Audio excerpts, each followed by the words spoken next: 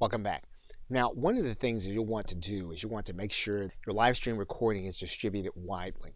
And so to do that, you may need to make sure that all of the information in it is going to be appropriate. And so to do that, what you're going to do is you're going to go to your Creator Studio.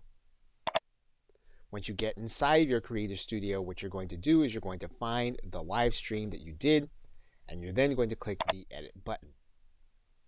Once you click that Edit button, you're going to notice an element at the top that says Enhancements. And there are two things you're going to be able to do here. You're going to be able to blur faces, and you're going to be able to start that process by clicking the Edit button. Now, this is a process that YouTube is going to go through, and it's going to take some processing time for it to complete. So that entire process for that video took about 8 minutes.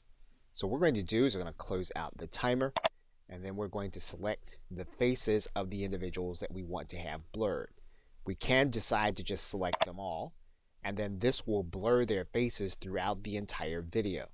We can deselect them all and then choose only those that we want to be blurred.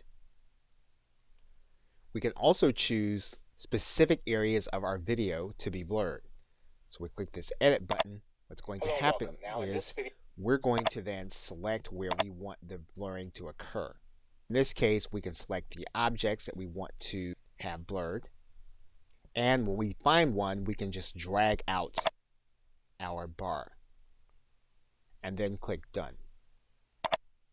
We do that. Once it's been applied, we can save this, and we can have this video saved in place, or we can save it entirely as a new video.